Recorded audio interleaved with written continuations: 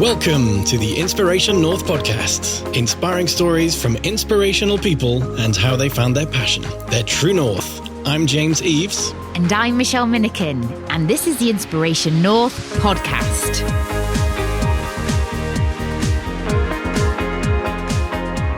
Today's episode, Doing Something Different with Sakshi Bansal. We talk about having a rebellious streak growing up, the challenge of calculating the effect of the ripples of kindness, and her next move towards humanitarian psychology. The meaning of the word Sakshi in Hindi is witness. After moving to the UK to finish her Masters in Occupational Psychology, Sakshi has witnessed her name transform into Saskia, Siski, sexy. That does not bother her. What bothers her is the lack of diversity and inclusion in the field of psychology, the lack of support for international students, the needs of youth volunteers around the world, and of course, the weather. Sakshi likes working on 10 projects at a time, is a passionate solo traveller, a total LinkedIn nerd, and claims she once drank more beer than an Irishman.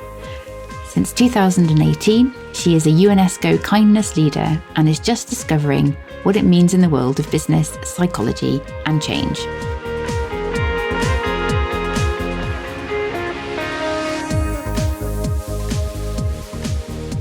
So hello to you, Sakshi. How are you today? Hi, James. I am okay. Good. How are you? We're all right. We're enjoying the sunshine. It's lovely. There's a feeling of brighter spirit, isn't there? People getting out and about to the pubs and the restaurants, although we've not ventured out yet, but it just feels a bit more positive, doesn't it? Mm. It does. There is a spring in the step, so. So shall we go for our first question then, Sakshi? When you were little, did you know what you wanted to be when you grew up? Oh. Well, I was little. I wanted to be a dancer, a professional dancer. But I'm Indian and professional dancer does not count. You cannot do that. So I grew up in a household which was very, very strict, very traditional parents coming from an thinking that education is everything and education is the key. And in a lot of ways it is, and it still is for me. So when I wanted to be a dancer, my father was basically, have you lost your mind? He has 12 sisters and all of them are teachers. He has a brother who is a very successful businessman. He himself is very successful. And for his daughter to be a dancer was just, it's not going to cut it. So like every normal kid, I grew up doing everything that he hated. So he put me into an Indian classical dance thing, thinking that, that would satisfy my hunger for dance and whatever. I sneakily joined the salsa class that was going on the third floor. So 2 years, 3 years later, he still thinks that I'm learning the Indian classical dance, which is very, like reserved and emotions and things like that, whereas salsa is very sensual, all the things that a father does not want his daughter to see, daughter to do. And 3 years later, he comes and sees me in an auditorium performing, and he thinks he's going to see me doing the Indian classical. And then there I am doing salsa. And he just gets up and leaves and he just walks out. And I think since then, he and I both have known that I have no idea where I'm going, but I'm not going to listen to anybody else. So no, I did not know what I wanted to be. I thought it was dancer, but it wasn't that. I wish we could have seen his face when he saw the performance start. Yeah. So was there anything else then at school that was you were really passionate about? No, I think so it doesn't come off that way sometimes, and people don't. So when I say this or when I mention this, people always say, "Oh, we don't believe that." But I struggled with confidence a lot in school.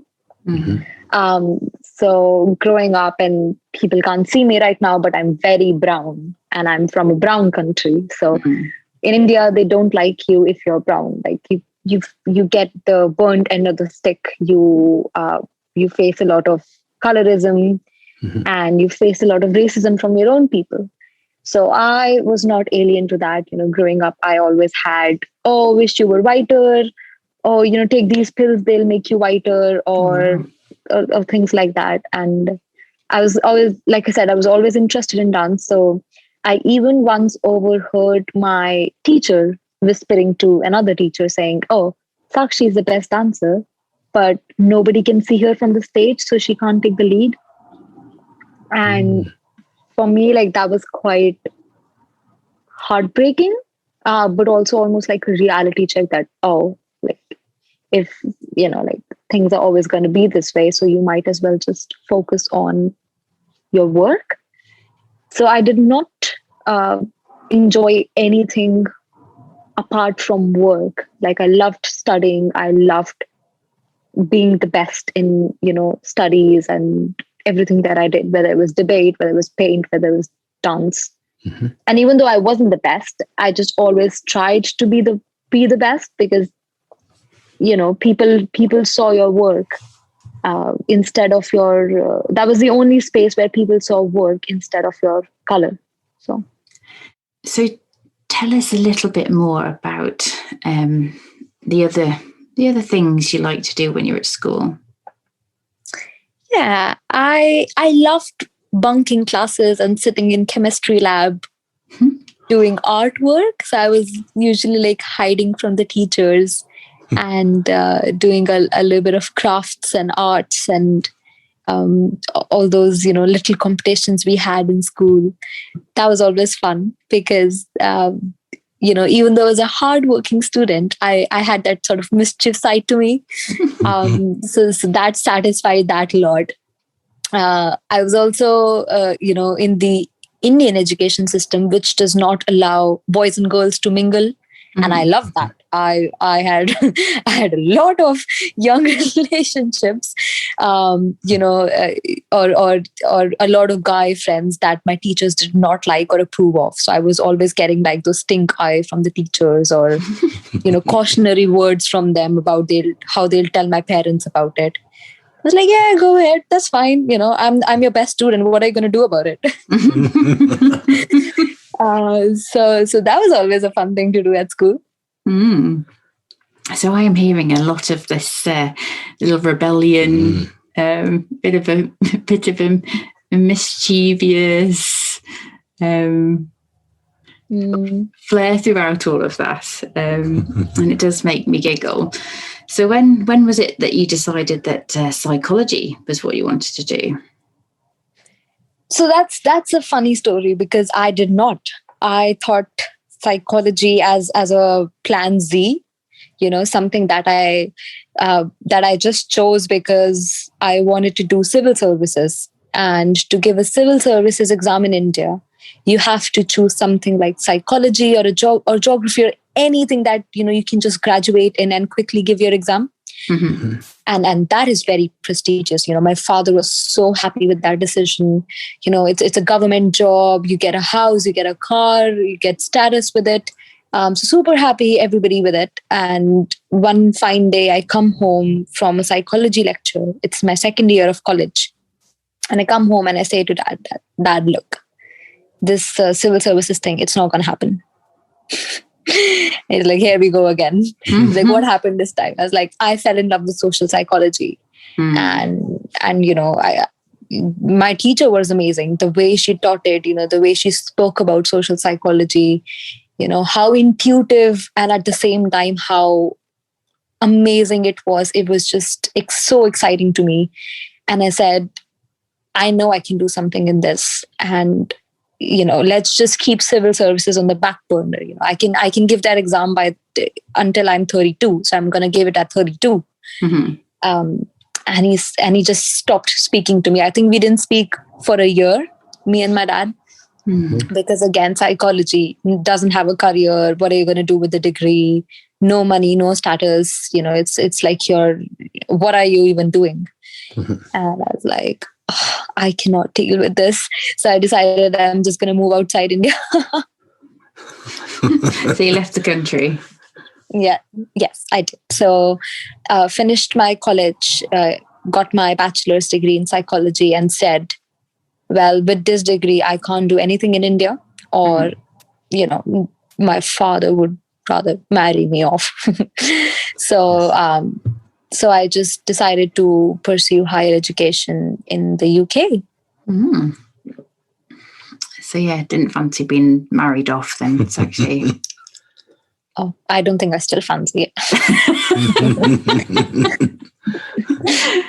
Awesome.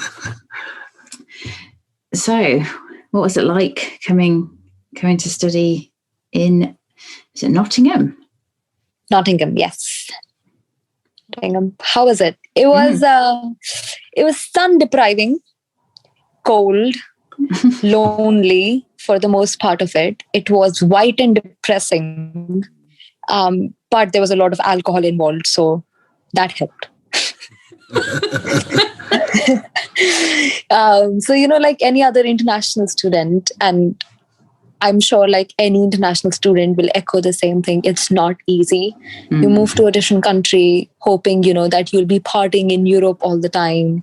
You'll have the time of your lives and, people will envy you, but you come here and you have to wash dishes, do your own laundry for the first time. You don't have any friends. You're constantly broke. Yes. Shops close here so quickly that, you don't even have time to get groceries. You can't call your family and friends back home and say you're feeling miserable because, they thought you're having a good time, and you can't shatter those dreams.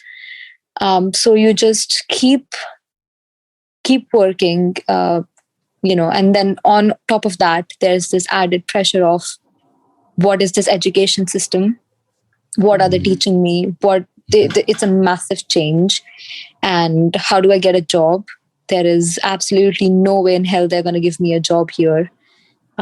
So, every day you apply to companies, and I applied to 150 companies. And every day I would get rejected. So there's constant rejection. So it's sounds very depressing, but in the middle of that, you find out that you love pubs, that Guinness is a blessing, that there are super professors here. You find out that someday you will make money and be able to go to Europe. And you just find this freedom that keeps you here, that freedom that you don't perhaps see in your own country. So. Okay, so do you want to tell us a little bit about Project Leap and what the work you've been doing with that? Yeah, exciting. Project Leap started when I was in college. So that was back in Delhi, in India still. And it was right after I had almost stopped the dance dream and thinking that, I'm going to be a dancer. And that was just like till the first year of my college. And I realized, well, I'm not that great and it's a lot of struggle and I'm good at studies. So I'd stopped that and I was looking for some extra things to do apart from just psychology. And I very distinctly remember this moment. There was this group of people who were in the social service group called Rotaract. They were huddled together in the center of the college. They were planning something. And one of my friends asked me, she said, why don't you join the group? And I remember saying this, I said, I'm not this philanthropic kind of person. I'm not that kind. This all things, these are not for me. And she said, come for a day, come join, come see how it is. And like any other person, who I joined it because my friend joined it and I loved it. I realized that social work is less about being philanthropic kind. It's more about project management, leadership, coordination, time management. And these are all the things that I loved and I enjoyed. So I joined it, and 1 year, 2 year down the line, I realized there are some loopholes there or some things that I want to do differently and want to do better. One of those things was how people like me, young volunteers interact with people who they want to help. And sometimes, we don't realize that our body language speaks a lot. Yeah. Because when I was in school and I was taking a geography class, our teachers took us to one of these slum areas in Delhi, very underprivileged areas, where 3 square meals a day is a dream. It's a luxury. Mm-hmm. And it was a group of us who was walking through these lanes, houses very small, very put together, no roofs over their head, no hygiene systems, and walking through these houses. And we come out and our teacher scolds all of us and she says, "You know what you just did?" And we look at each other. We said, "We didn't even say a word. Like, we did nothing." And she said, "All of you were making faces when you were going through the houses. All of you had, like either pity or disgust on your face. And you were visiting somebody's house. Imagine if somebody does that to you." And for me, like that just stayed in my memory forever. Just the fact that your body language does so many things. And I saw the same thing was happening with volunteers in road tract, that they would go and they had the best intentions in their hearts, but they were not aware of their body language. They were not aware what they're doing and the impact it is creating, or it can create, negative and positive both. So I started Project Leap with that in mind, that I want to guide volunteers on how they can do this better, or what else can they do to improve other people's lives. And it was just amazing. It was this crazy idea that I had. I penned it down. I gave it a name. It all happened in the span of one night. Mm-hmm. And the next day, 1st of July, I called somebody I knew from road track, said, "Look, I have this idea. Let's do this." And he said, "I know you and you're not going to stop. So yes, let's do it." And so we started it. And in that month of July, it's very hot in India. It's very hot. It's 35, 37 degrees. Mm-hmm. The sun is shining. And I used to go from college to college all over Delhi, talk to a lot of students and gather the crowds and talk to them about my idea and get sign-ups. So by the end of July, I had 300 people who had joined Project Leap. Mm-hmm. And for me, like, that was the biggest, that was such a big win. And clearly, I think your passion and enthusiasm, and you sound very much like you can get people excited about a good cause. And that's no doubt why so many people signed up. Yes, or maybe they just didn't have anything else to do.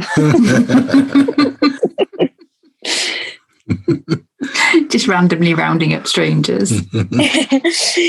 No, it looks like so all these people were involved in full-time education. So the fact that they took out so much time and consideration, it was brilliant. And we are still going on 5-6 years down the line. And at that point I was 17. Like, I'm not even sure I knew what I was doing.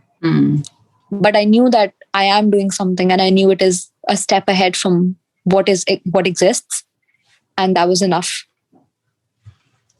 Excellent. So tell us a little bit about the kind of things that you were doing, what impact you were having. Yeah. So with the project, there were a couple of things, and I'll not bore you with the details. But one of the bigger things that we did was going out to families and teaching the entire family. Because so we were serving the underprivileged areas of India, of Delhi. And these are areas where kids would rather work and earn some family income rather than go to school. And one of the biggest issues that a lot of existing NGOs or existing, bodies did not recognize was that even if you try to bring kids in, and even if you try to teach them, you are taking away the family's income. And that is the reason that they don't come back, and there's a dropout rate. So what we started doing was teaching the entire family. So after the kid comes home and the parents are home, we went in, maybe in the afternoon, maybe in the evening.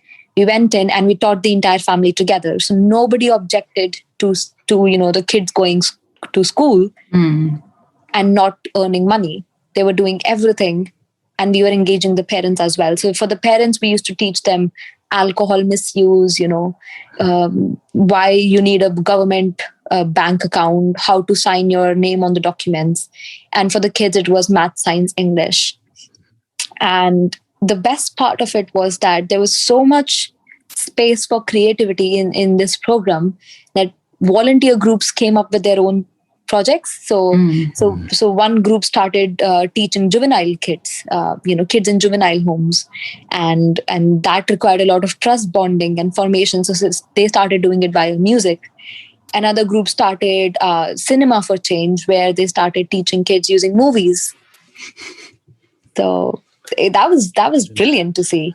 And the second thing we did was something called social libraries, where we just brought ordinary people with ordinary stories, and said, listen to them, because you can always listen to people who have made it and are successful, but you very rarely get to listen to people who are in your neighborhood and their stories. So we would talk about it like this. So we would say, imagine a library filled with books, and you're walking in and you're touching all the books, with your fingers, and you pick up a book, you like it, you read the backstory, you keep it back. You pick up another one, you really like it or you don't. Some books you take home, some books you just keep back. And then you read them, have a conversation with them, and then give them back to the library for other people. Now just replace those books with human beings. This is what we were doing. We were just replacing books with human beings, real stories, borrow those human beings for 30 minutes or 1 hour, have a conversation, leave them back in the auditorium. Good. Human library, love it. It's a great idea. Yeah. So that was one of the things that we were doing. Yeah, and I guess it just fell in place. And today things have changed. Today we are going around the world, upskilling other volunteers about how they can make a bigger impact. In LEAP is not just in India now, it's London, Africa, Dubai, US, UK, Nepal, Sri Lanka. Wow. Crazy. So we know that Project LEAP is a UNESCO project, is that right? Yes and no. Okay. Do you want the story behind that? Yes, please. Do. Leaving us hanging. I know. Find out more next week. That's a fun. So Project LEAP is not a UNESCO project, but we were recognized by UNESCO. So I went to a conference, and funny enough, that conference was on education and artificial intelligence and things like that in Delhi. And I was just interacting with, other audience members, and I was talking to somebody about LEAP, and I did not pay much attention to it. I was just telling them about LEAP and what we do, and completely forgot about it. Month later, I get an email saying that person nominated me for an award for UNESCO, and I won. And it was called the UNESCO Kindness Leadership Award. And I was the first winner of it. And that just boosted Project LEAP to 1 million miles. A lot more people wanted to join us. Volunteers were really happy. And we had a documentary that was made on our project and filmed and put in UNESCO, the UN General Assembly in New York. So that was quite fun times. That was fun. Congratulations. I know. Just goes to show, being yourself, being authentic, talking passionately about something, you never know who's listening and what might happen. You really never know, especially with podcasts. You actually never know. We don't have the data analytics to tell us exactly who's listening, so you literally do not know. Yeah, that's the fun part of podcasts. It just goes out into the ether, and it's interesting when people actually tell us that they listen and the bits that they like, and it's like, oh, it's almost that somebody's listening to it. We know we know the numbers of people listening, but we don't know the individuals, which is brilliant.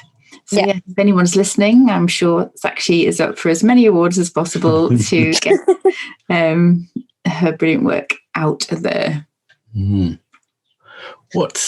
So you've mentioned that Project Leap has leapt into different locations around the world. What do you see coming in the future? Is there any other types of plans you have for different projects? At the moment, I want to keep doing volunteer upskilling. I want to keep talking to volunteers around the world and keep doing these trainings for them. Because if you think about it, employees are people who get all the training in the world. You know, they have dedicated like L&D managers, you know, learning aficionados. You have change consultants for them. But they are using up a lot of electricity, water, and energy and paper.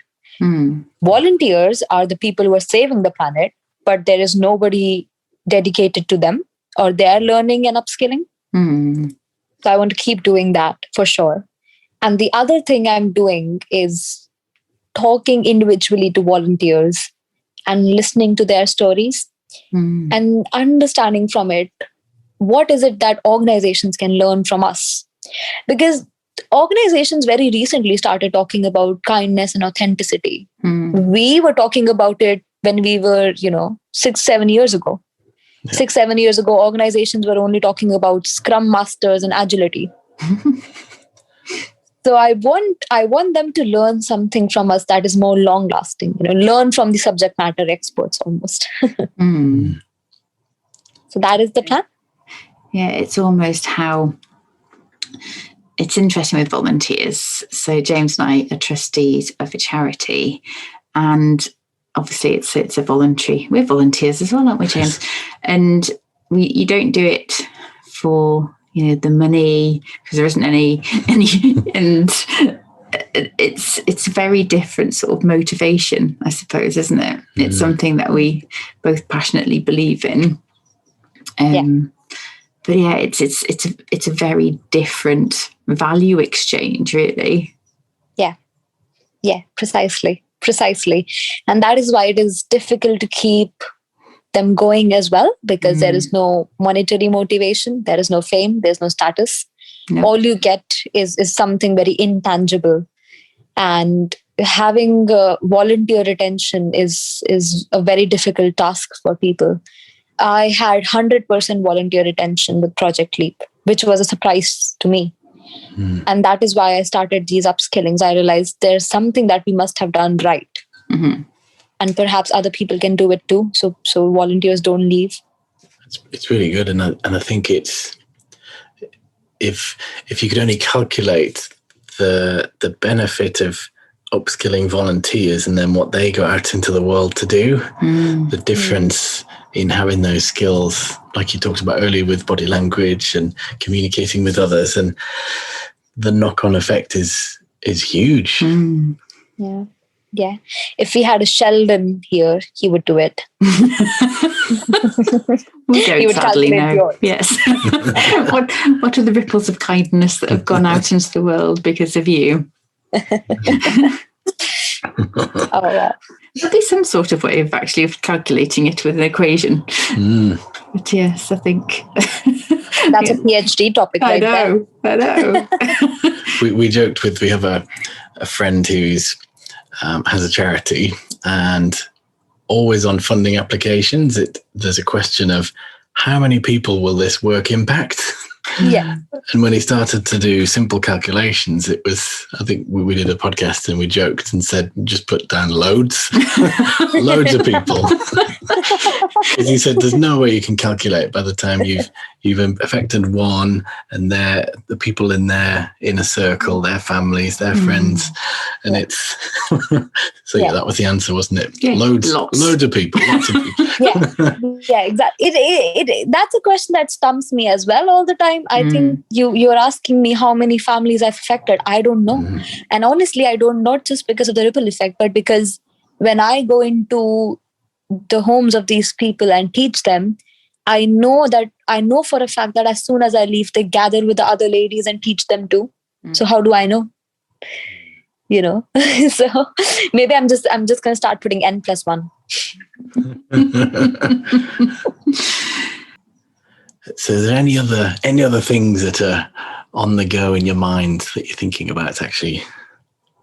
Yeah, there's one thing that is very exciting for me and is happening as we talk. Wish you can let us know. I don't know. Leave us hanging.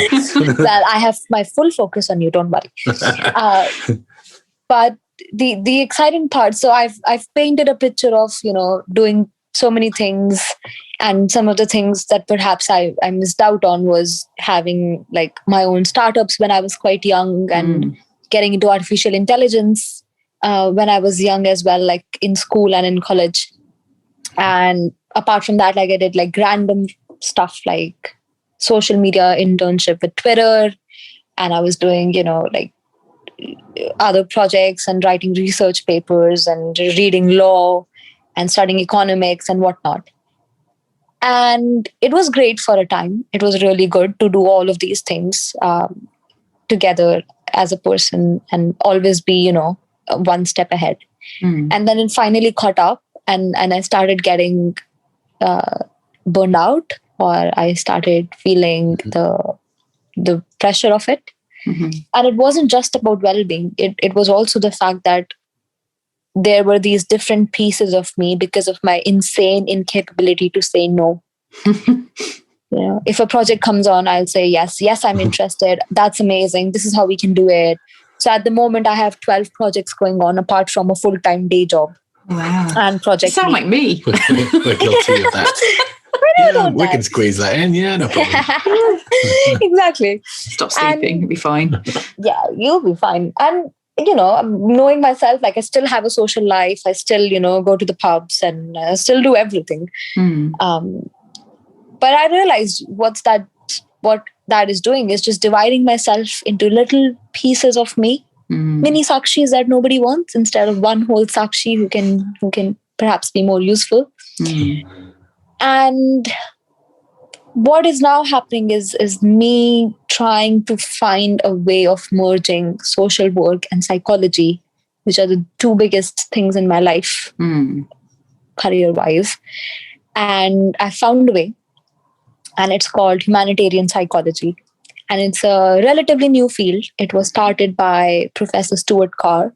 He lives in New Zealand, ideal place.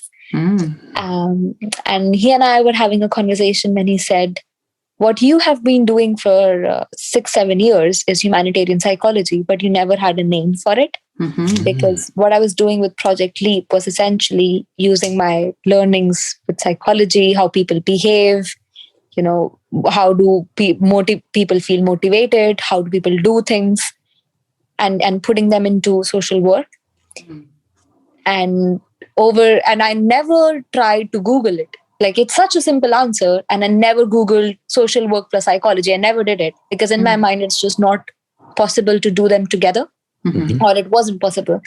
And now that it is, and now that I've found this field, I'm trying to do things in it. So becoming a member of the organization that just happened, writing an article about it, which is publishing next month, and just speaking to people about merge your careers, you know, like do side hustles, have 10 things going on, and don't feel like you have to let go of anything. Just merge careers. And I've realized like this is almost a form of professional maturity that comes much later in life.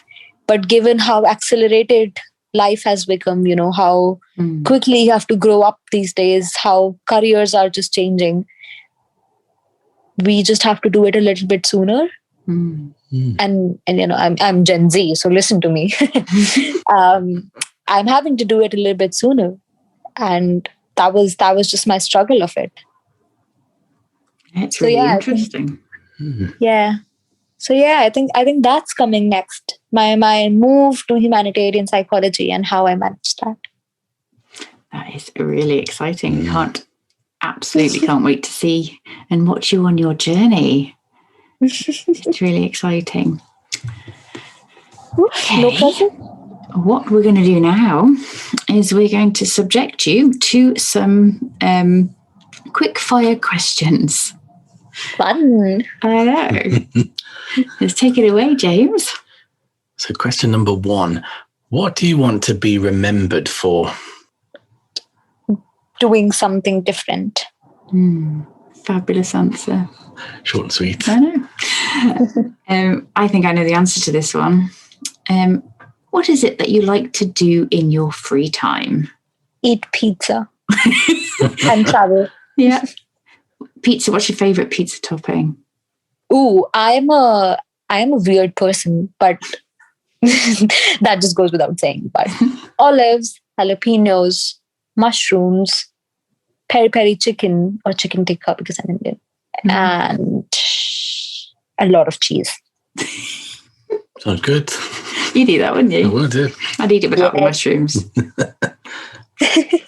Ooh, baby corn. I love baby corn on pizza. No, I don't like that either. But what about pineapple? Oh, no. I love how everyone's got like a really strong opinion about pineapple on pizza. No. Now we know. So question number 3, what's the most amazing place in nature that you have been to? I've been to so many. Varanasi, India. Tell us more. It was a place, so it's a holy place in India. And there's the Ganges, there's a river, which is very, spiritual. And if somebody is born, you go and christen the baby there. So the baby takes a dip in it, or, you put the holy water.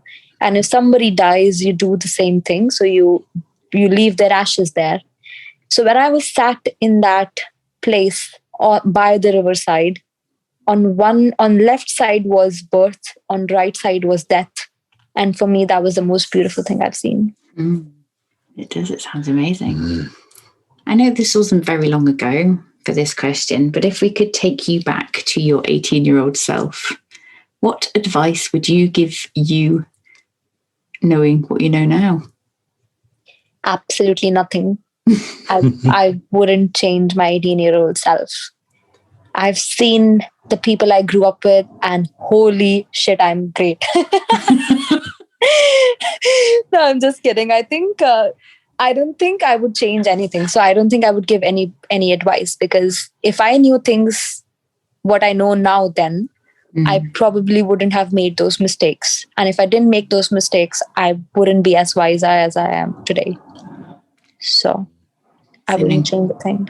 Very good advice. That's incredible advice. Yeah. How much you've listened. I know. Yeah. Very strong-willed I think so. young 18-year-old, yes. Awesome. So for our listeners, if you'd like to follow or get in touch with Sakshi, the best place is to find her profile on LinkedIn, and all the other websites, etc., are in the show notes. Yeah. And we just need to say an awesome thank you to our mutual friend, who is one of the most lovely humans on the planet, Taslim Tharani, who introduced us. So thank you, Taz. Thank you, Taz. We love you. We do. And otherwise, we would just have to say thank you so much for spending some time with us to record your story. We can't wait to launch it. Absolutely. Loved it. Absolutely loved chatting to you two. Such a fun pair. Thank you. Thanks everyone for listening. Check out all the show notes at inspirationnorth.com. Join us again for the next episode, when we'll be chatting to another inspirational person. If you like this, subscribe and tell your friends. If you didn't like this, subscribe anyway and tell everybody.